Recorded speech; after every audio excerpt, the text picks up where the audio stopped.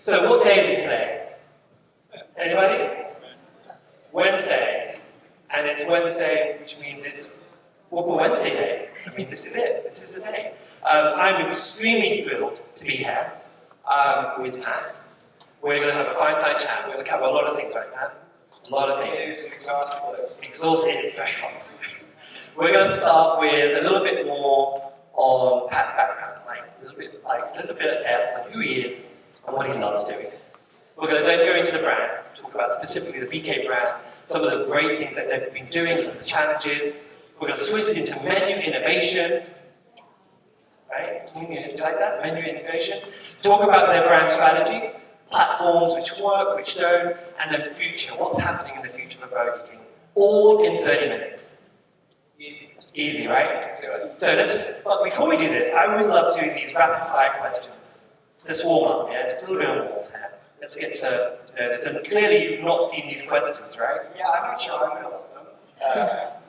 But let's see. I apologize to my team that's sitting here in advance if I say anything that embarrasses you. So, very good question. Football or soccer? It's soccer. The Brits actually invented the term and then they abandoned it.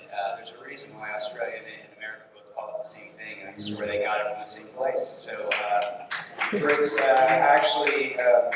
We get a clap, so the audience clapping. I love it. Yeah. It is That's soccer. BK by chance? Okay, just someone who knows. Okay, this is a tough one. This is a really tough one for me. It really was. And I was looking this up last night because I forgot the commercial. But your favorite childhood jingle? Okay? Yeah, so it's going to be one that nobody knows unless they grew up in South Florida in the 1980s. But it was a local pest control company that called Tomasello Pest Control, and they had this jingle that I'm not going to sing because I can't. I get asked sometimes to sing our jingle in meetings, and luckily I can delegate that to Sarah Preston's here. No. But that's typically what I do when asked to sing the jingle. Preston can really do well with it. Can you hum a little bit? Tomasello Pest Control?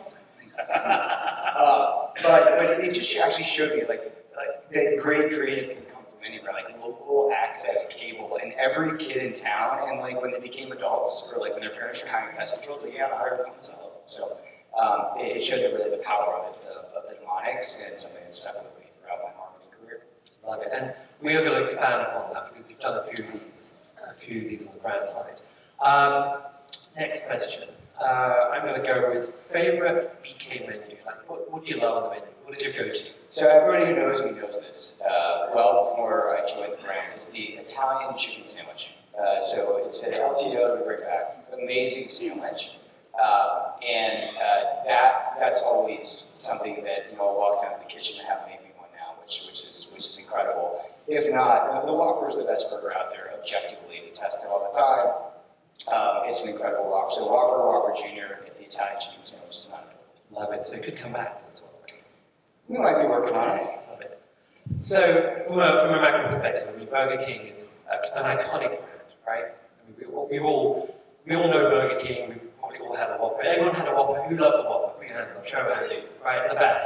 So they had almost 18,700 locations in the world. They're in over 100 countries to date. Billions in revenue. I won't say full revenue because we don't know yet. 2024. But the one stat that I just blows me away. They serve 15.7 million customers a day. 15.7 million customers a day. It's huge, right? I'm a huge Burger King fan, and we'll talk more about that. But I'd love to ask Pat, as a CMO, I mean, this is a massive company.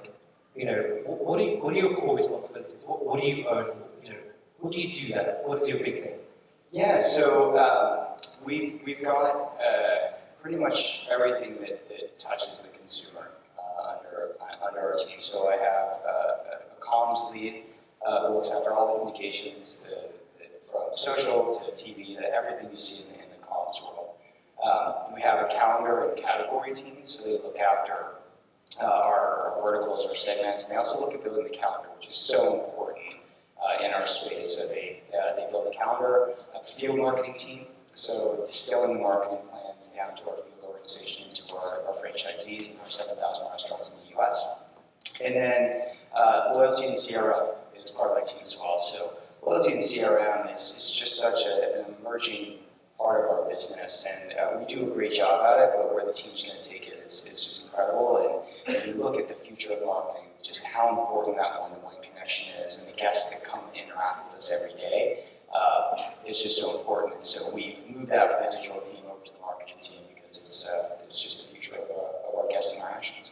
So it's quite an amazing balancing act as well, right? I mean, that's the one. It is, but you know, I was fortunate. I walked into an organization with a really talented leadership team, and you know, we've come in and we're going to talk about kind of the period of transition that we're in, but just great, capable leaders that have been able to look after their teams, grow the business, and take us to the next level. So it's a lot, but I will tell you that it's not overwhelming when you have a great group looking after you.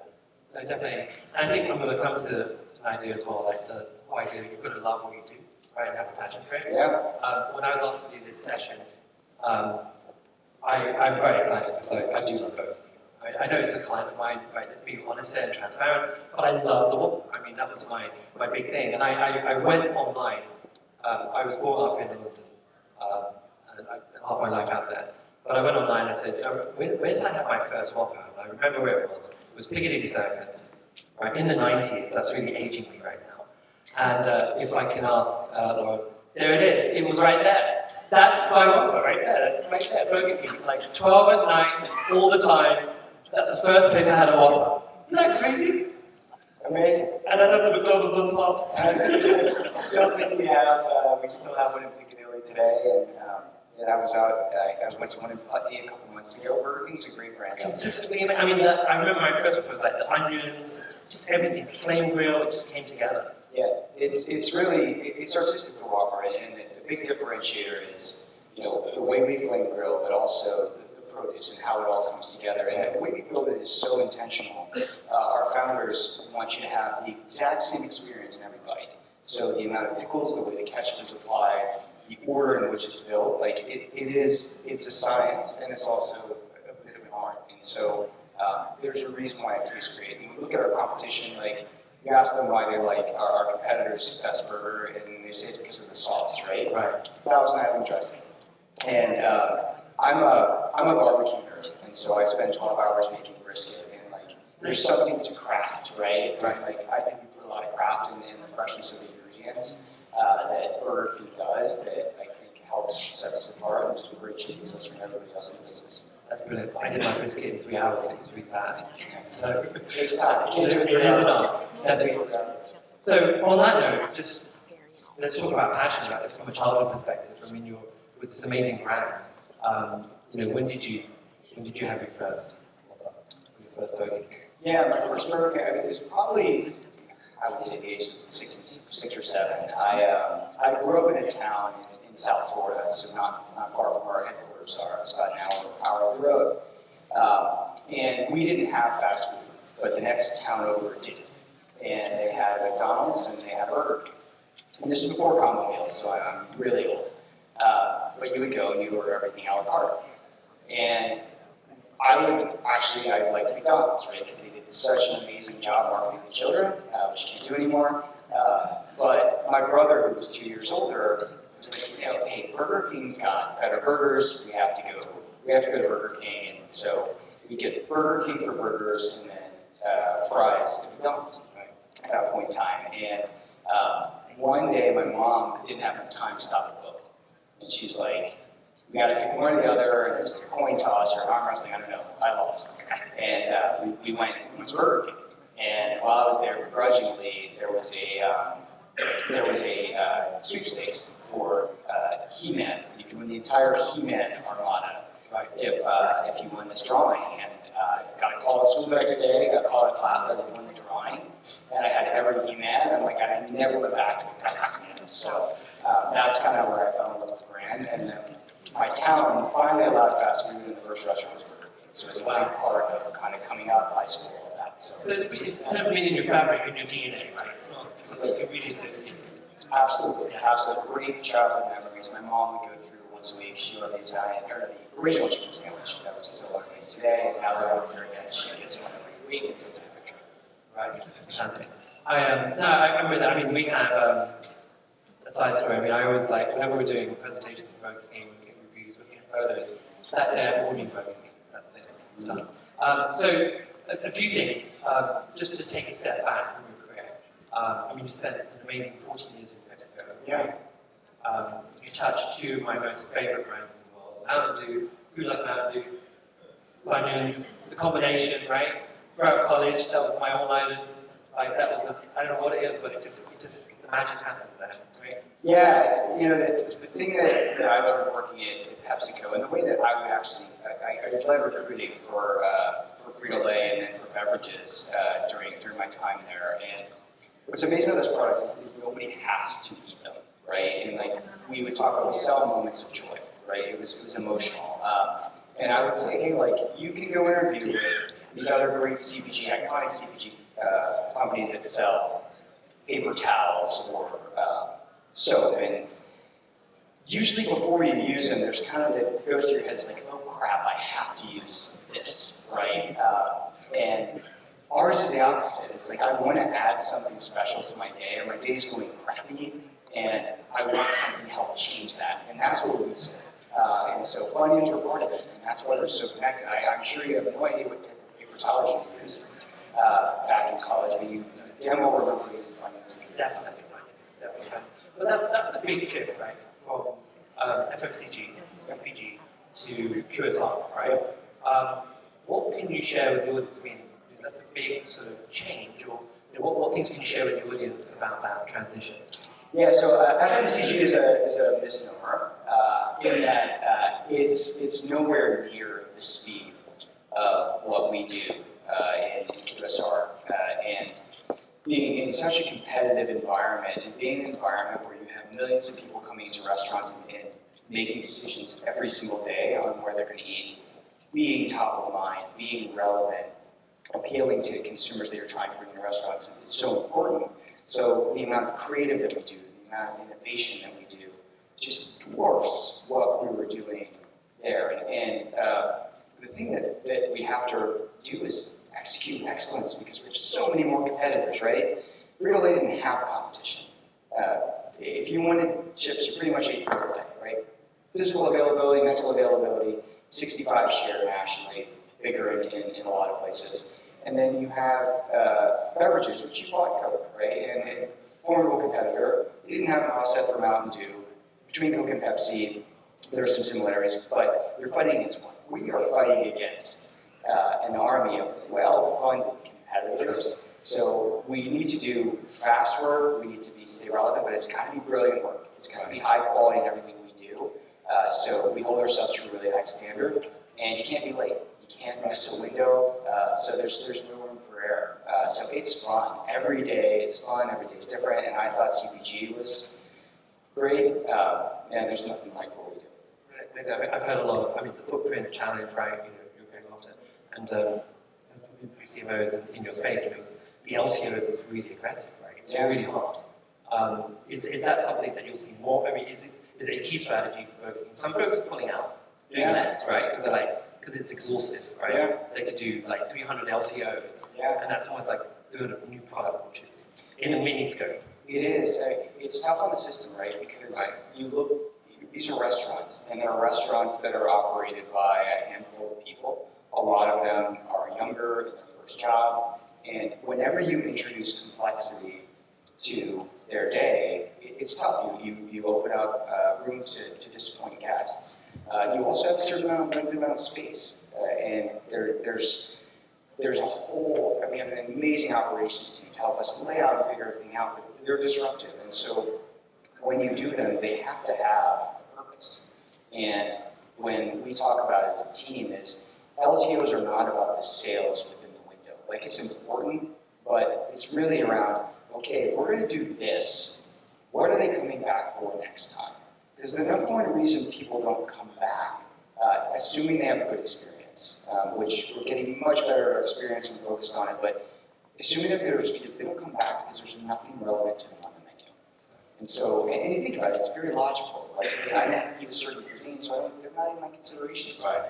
So when we do LTOs, the team is hyper-focused on, okay, this LTO is here for the reason of to bring them to that menu item next. And then that's where loyalty and CRM comes in, because we know who's buying that, and we can try to push them into where we want them to go into to come back more and more. So, important part of our strategy, right sizing to the right amount, but not doing these LTOs that drive a boost flat in traffic for people that come in once every 5 years. Right, that makes sense. Yeah, it's going to be interesting to see how that evolves right into 2024. So, shifting gears a little bit, let's talk around.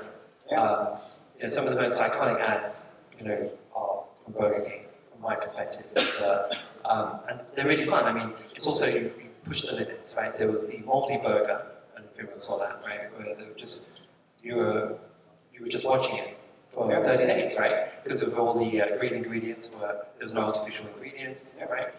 Stevenage, which is the football. Yes. Like Division 4 went to Division 1. Amazing. I think they're doing pretty well now. They are. Yeah, they're doing well. And then annual Super Bowl, right?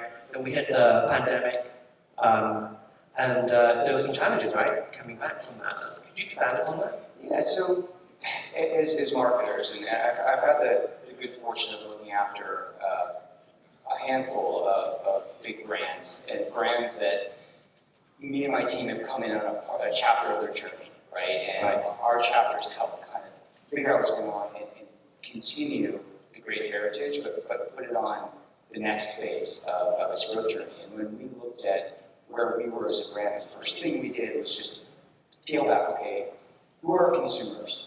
Who are we winning with? Who do we need to win with? And how do we actually put together our growth strategy? So as we looked at the growth strategy, we saw we were doing really well with a few consumer groups, but not well with where we needed our growth to come from in the future, right? And so when we looked at why, and we looked at our entire marketing strategy, it signaled for something different. It signaled for the need to adapt our message and get back to the basics of what makes Burger King great and why people come in for those moments of joy in their day.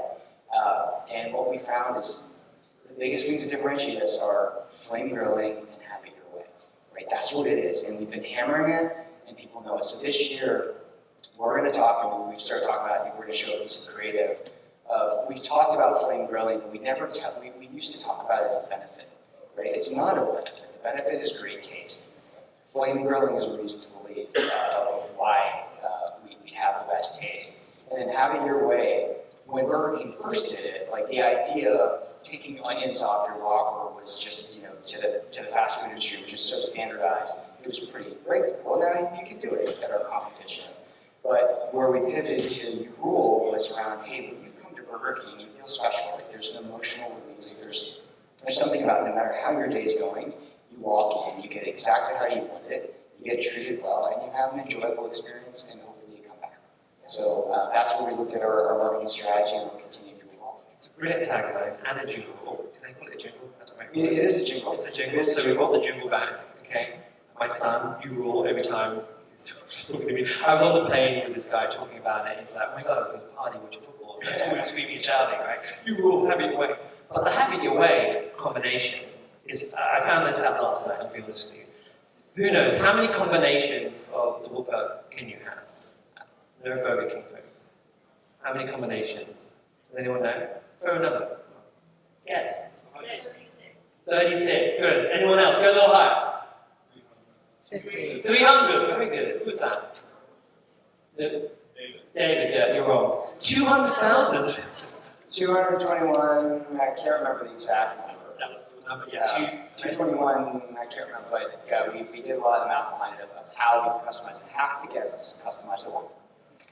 So people come in and they make us work in restaurants when we come in and start. And so I just pack a house making Whoppers, and you observe the screen where the orders come in. And I was just blown away of like where I was in Boston that day. Like 75% of people were just heavy ketchup, add mustard, like hold the pickles. Every single one had some level of customization. So when you talk about complexity and being able to execute, like there's that piece of it too.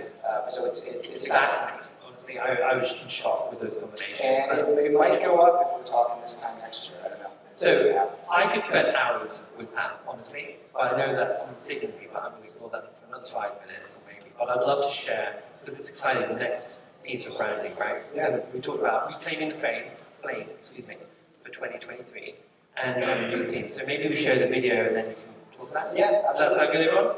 Yeah, I think we should show it, right? Yeah. So, I know. Juicy, beefy, grilled. There's a lot of ways to describe the flame grilled flavor of Burger King. But one thing's for certain, it's not the same without the flame.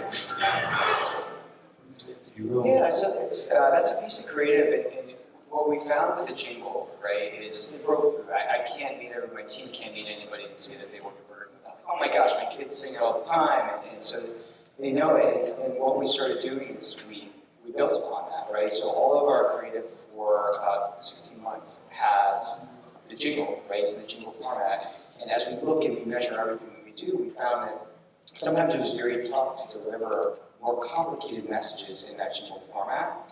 And the more that people hear it, the more they think they know what the story is before they hear it. So we start changing information. You're like, wait, this is about the 2 Whoppers for $5. I'm like, no, we're actually selling you wraps now. And they were we found that they were tuning out. And so there's some great mnemonics in it of how we start the ad. There's a riff that starts the ad. There's the bugle at the end. There's the song that kind of plays in the background. So this one takes advantage of the mnemonics, but really gets into, hey, Burger King is better because of how we make our burgers. And we're going to continue to build on that message throughout the year. So this is just starting that. We're walking into it a bit from the jingle we've been doing for 15 months that's been working so well into, hey, how do we take advantage of it? But we also have another ad in rotation right now that has the jingle, right? And so we're leveraging both, and we're going to continue to be smart and study and continue to learn. It's great because you're owning it and you're just taking it to the next level, and I think it's working really well. It is working really well. Yeah, definitely working really well. So, again, I wish we had more time, but I'm just really one more question, right? It's amazing what you've done. I mean, your amazing background of MCO now to, RBI with BK. Where do you get your inspiration from? I mean, there's a lot going on in your world. What do you look for inspiration? Where do you get that from? Yeah, look, I think there's a few things that inspire me every day. So we have an in-office culture. We're in 4 days a week, which is more than the rest of the industry. But getting to see the smiling faces and the people I work with every day, like culture is so important. So that's one. The second one is our franchisees. Like our franchisees, most of them were people who started out without a lot. A lot of them started out working in our restaurants at the age of 15, 16, and decided to buy one. And they go on to be owners. And we get our budget from their top line. So as a percentage of top line goes to our budget. So it's an amazing responsibility when somebody who's put all of their life's work into this and they're giving you money to help with their business, like we have to deliver for them. And the last one is just guests in restaurants. Like I will go into a Burger King and sit down by myself for an hour and just watch families and watch their dynamics and hopefully see them smile, see they have great experiences, and then see them come back. So I think it's a combination of the team, our franchisees, and ultimately our guests. It's what gets me up every day. Fantastic. We just got to meet each other, right? Yeah. You're a class act, so it's really been a pleasure. You're the first person who's ever told me that. Yeah. And we've only known each other an hour. Yeah, exactly. No, it's brilliant. I can't wait to see what future things are going to happen at BK. I think we're at time, unless anyone wants to ask a question. We are out of time. It's like, leave now. Absolute pleasure. Can we have some applause here for this amazing